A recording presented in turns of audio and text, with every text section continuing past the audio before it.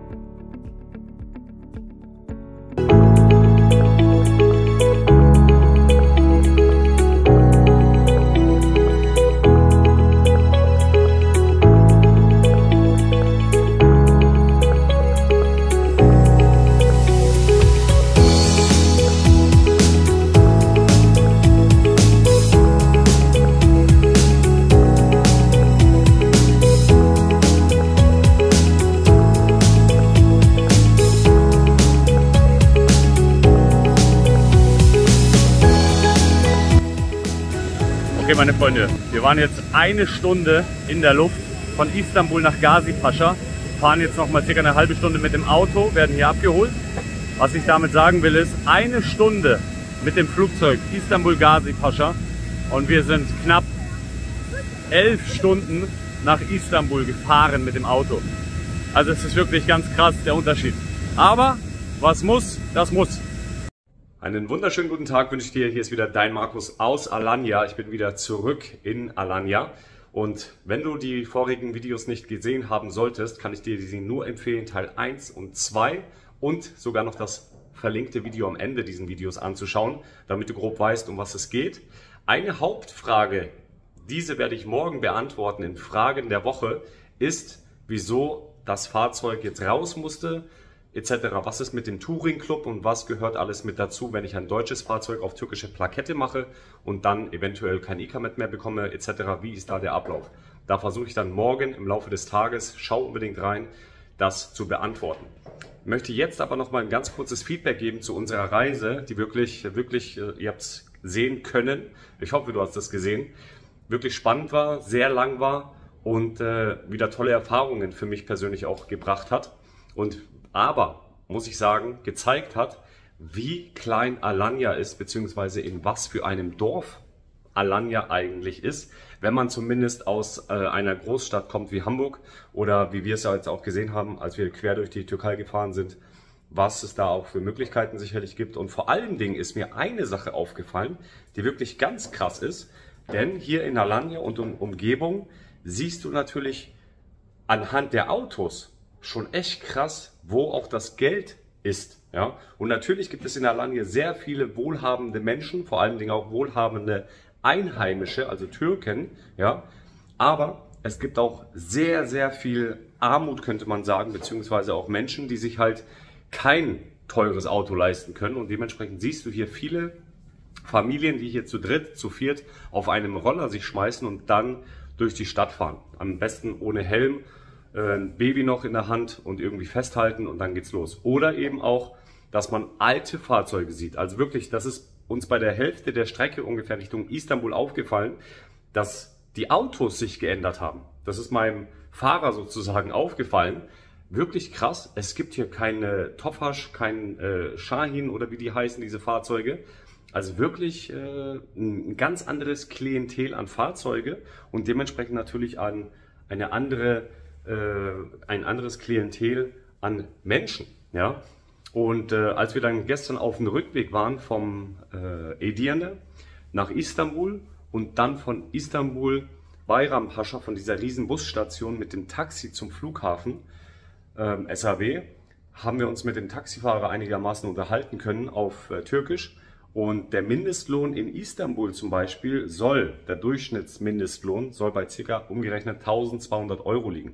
Was natürlich im Durchschnitt extrem viel ist im Vergleich zu vielen anderen Ortschaften, auch hier in Alanya. Da ist ja der Mindestlohn bei vielen, wenn man sich so unterhält, bei Kellnern etc., ich glaube, das sind 17.000 Tele, so in dem Bereich. Ja?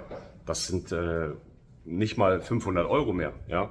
Also da ist schon Istanbul natürlich oder auch Ankara sicherlich, Großstadt, sind da schon andere Zahlungsmöglichkeiten auch vorhanden und dementsprechend siehst du das auch auf der Straße und mir ist das halt echt aufgefallen. Natürlich, Alanya hat seine Vorzüge, aber persönlich für mich auch das Wetter da oben in Edirne, in Istanbul, ihr habt es gesehen, die Wolken, es war warm, aber es war nicht diese Hitze, wie es halt jetzt auch ist. Weißt du, ich bin jetzt hier bei uns auf der Dachterrasse, okay, und es ist gleich natürlich so ein Saunaeffekt, ja, oder wenn ich jetzt gleich wieder Gassi gehe, mein T-Shirt wird mehr oder weniger wieder nass sein. Ja? Und das muss man natürlich gucken, ob man auch auf lange Sicht da Bock drauf hat. Ja?